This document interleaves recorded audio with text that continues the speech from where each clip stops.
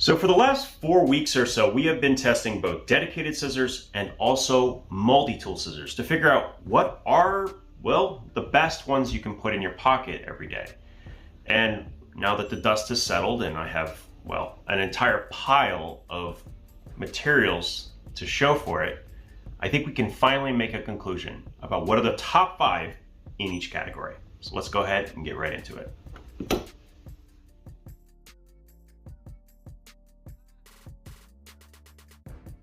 All right, so here we are. If this is the first time you are seeing any of this information, please consider going back and watching the first, second, and third installment of this series, where we're gonna better explain what the gauntlet is, how we did our testing, and so on. Here's just a quick example of what the 10 items are that we used, plus the precision test, which determines how good the tip functions as well. I'm not going to go into depth on explaining that since I've done it 3 times already. I will leave a link, obviously, to the spreadsheet of all of the data, and I suggest going back to the first video where I explained the gauntlet in depth and why I did it the way I did it. So, with that being said, let's start with what we've retested and tested off camera, starting with the 58mm. This is a brand new 58mm signature. We retested it and the 58mm went from a 9+ to an 11+, and that kind of made sense. I think I just had used that scissor quite a bit, but good to know that it's between a 9 and 11. Solid. The next up is the Victorinox Swiss Tool Spirit, and as I expected, this did not perform very well at a 10. Comparing to the other scissors like the 91mm, as we will talk about, it's a substantial step down. And it was also unable to do any of the precision tasks. Now, moving on from there, we have the Boker Tech Tools. So I tested the rake large version of this, and it really performed better than I expected. However, this scissor did not come nearly as far. It really struggled with a lot of the things that that other scissor excelled at. And so this has a score of a 9, unable to do the precision test, and scores 4 points lower than the larger version of this tool. Very, very interesting. So, now we're all caught up. And all of this information, by the way, is going to be put down in the description in a spreadsheet where I have detailed pretty much everything, including breaking down each individual material. And yeah, we went through a lot of materials when we did this testing, everything from the Kevlar to the, yeah, it just tons of stuff. We just went through a lot. Kind of fun to collect it though. We also will list the prices, the links to it, as well as the weight. So by the time you're watching this video, I should have updated all of the weights so you can sort them as you see fit to help find the right scissor for you. This list may not help you, but hopefully that spreadsheet will give you detailed information that will let you find the scissor that is right. Now, let's go ahead and get started, shall we? Starting with the dedicated scissors and the Fiskars. So this is the travel scissor, and this travel scissor did better than I expected by quite a bit. It scored a 17, unable to do the precision test, but for the $7 that it runs, depending on where you buy it, very, very good. The only thing that I can see here that could be a problem is eventually this plastic may fail. But considering its price, I think it's one of the best options that we have found by a long shot. Very, very compact and very, very light. Next up, still at 17 points, we have a 3-way tie at 17. Is the One Shear Pro. So this is the heavy duty version of the One Shear medical shears. And it did pretty well. A little bit worse than its mini, which is kind of funny. But yes, it did very, very well. And if you have the space, this is a great option for a medical professional or first responder, etc.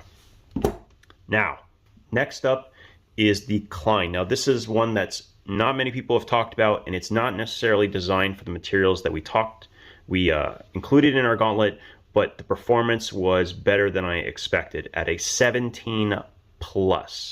And this actually comes with a small cover. So when you get it, you will get it like this. So this is an incredibly easy thing to put in your pocket, and in many ways may be the most compact of all of these while still maintaining excellent performance.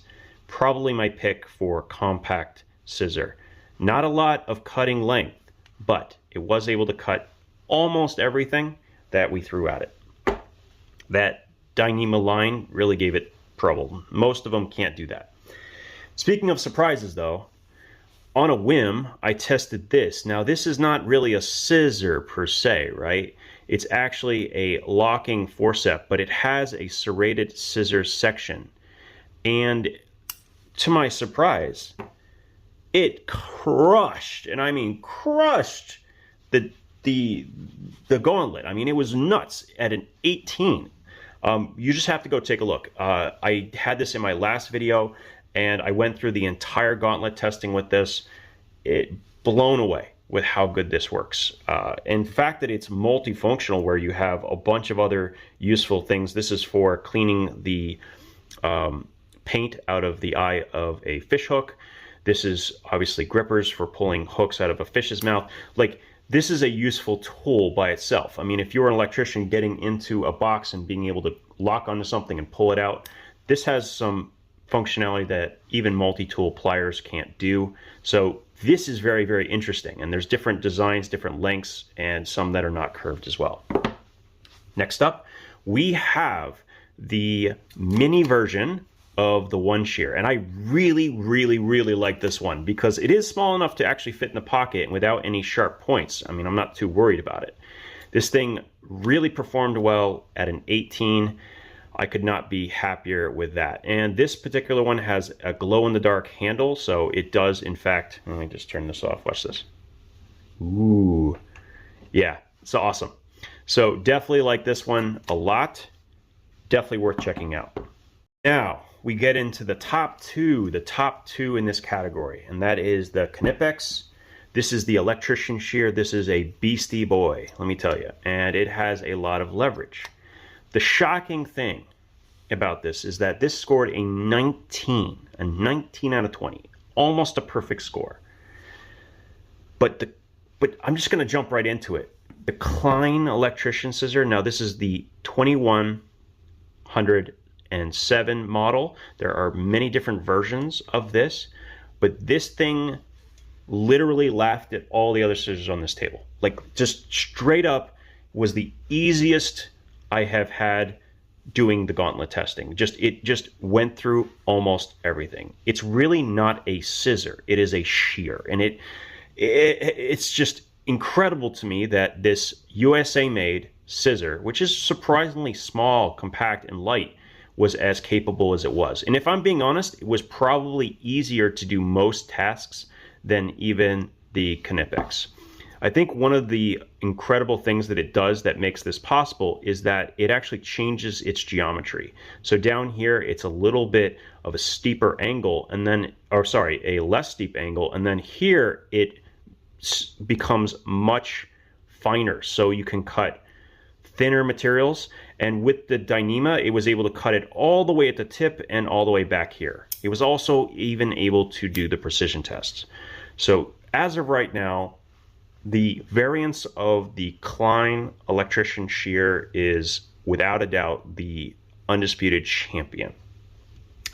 And Heritage / Klein, which is Heritage is a subsidiary that makes all the scissors for Klein, they are crushing it. These two are probably my favorites overall. And yeah, this one was really capable and small. This one just can do everything. If you got a tool kit, a small EDC kit, and you got enough space for a scissor and just one, this is it. This is it right here. This is the one. So really excellent. I gotta say, I really liked it. All right, now let's go ahead and move on to multi-tools. So I'm gonna pull these out. I'm gonna put all the other scissors away for a moment, except that one. And we're gonna drag these out so you can actually see what they look like. You know what you don't see here? Any Leathermans. In fact, I think the highest a Leatherman scored, which was, let's see, the Surge, Was that really the, yeah, the surge was an 11. That's not good. And I will say this about the surge. I'm going to have to retest it because I have gotten feedback from multiple individuals saying that the black oxide scissor on a surge is heat treated or softer than the plain stainless version. So I'm going to have to retest it to see whether it made a big difference or not. But as of right now, kind of a disappointing result. What you are seeing here is 4 off-branded multi-tool scissors. Like you have Next Tool and you have a generic kind of multi-tool brand. We'll go into it one at a time. So first off, we'll start with the Next Tool. Now they call it by different names. I've seen it listed as the Black Knight and other things like that. But this is a very neat multi-tool made by Next Tool. It has a spring-loaded plier. It has a locking saw on the outside and this ridiculously huge shear. And this scored a 15. So 15 on this one. Really huge, really, really capable. And the cool thing about this is not only is it very, very light, actually under 7 ounces, it also has a non-locking blade. So if you are in the United Kingdom right now or anywhere where a non-locking blade is required, this actually might be a good solution for you. Very interesting. I don't want to go into this full detail. I will probably end up reviewing this separately.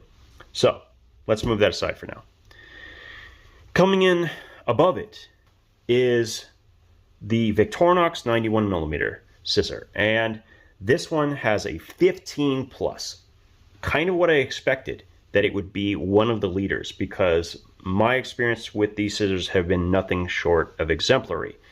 And compared to pretty much everything else, from a weight perspective, what you get for the weight, this is the compact, which I think is the smallest scissor in this category.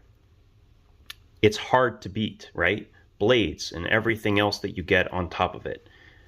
This is probably my overall pick, but let's see, because there's some even higher up. The next one is, we tested the Fantastic Art. Now, interestingly enough, this is a rebrand from a generic multi-tool, and you can find them all across Amazon, but they use the exact same scissors. And these style of scissors got a 16. And I gotta say, they were very comfortable and very easy to use. They have this kind of safety cutter setup. I think it's designed so that you can like get next to someone's skin kind of thing. I don't know if I like that per se. Clearly it doesn't do a precision task, but pretty good, and really cheap too. Both these tools were well under $30, and the scissors really perform. Quality, that's a different problem. Quality, I don't know if they'll hold up, but the performance and the geometry that they were able to achieve, it's hard to deny. Now, we're going up again, and you're never going to believe how this thing scored. So this is the SOG Snippet. Now, I will say right now, this is not the most comfortable scissor I've ever used. These little metal things that they used so you can move it back and forth, yeah, they're not ideal. And if you have big hands, it's going to be a problem. But these scissors are ridiculously good. 16 plus. So it is the highest any scissor has scored with a precision, a positive on the precision test, except for, of course, the dedicated scissors being the Klein. So really, really, really excellent performance on this, surprisingly. I was a bit shocked myself. And then even above that, we actually have the mini flagship, also by Next Tool, the same company who makes this one. And this came in with a score of 17. Now this small, well, not, I would say keychain worthy, but this small tool has a really good tool set. But once again, we have an issue of quality control. That's what I've mostly heard with these. So it is possible that when you get yours might not perform as good as mine. But by the numbers, according to what we've seen, this one scored at a 17. All right, so with all of that said, what would be my recommendations? Because that's the data. So what would I suggest?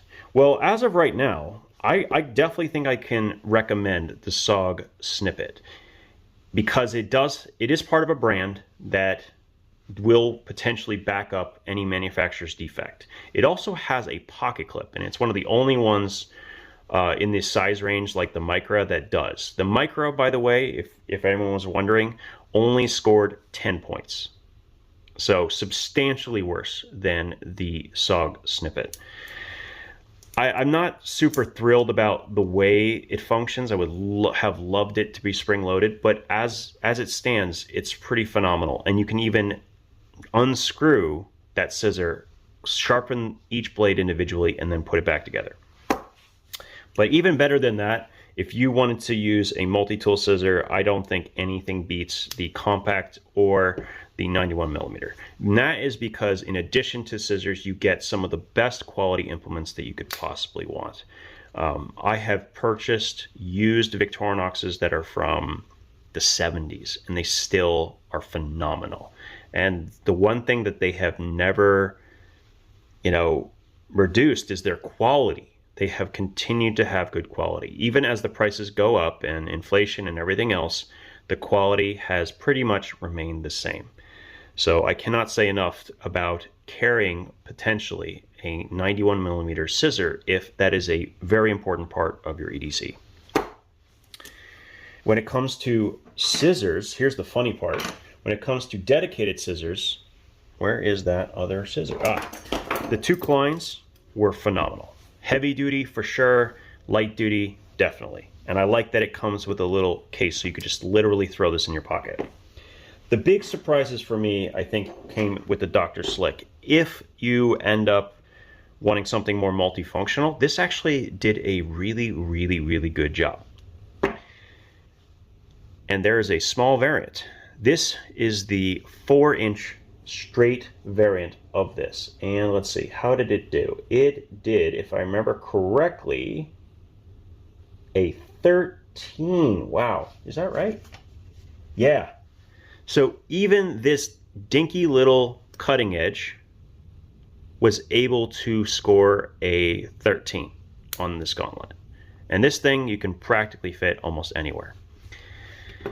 So there you go. That's what we have so far. And yes, this is going to change because as I get new multi-tools, as I test new things, I'm going to continue to add to my spreadsheet. And the order of these things may change. And when I do test them out, I will mention it at that time. But as of right now, with the data we have, these are probably my top picks. So there you go. Everything you wanted to know, hopefully, in one video. Thanks again for tuning in. This was a fun journey, and we'll see you again soon.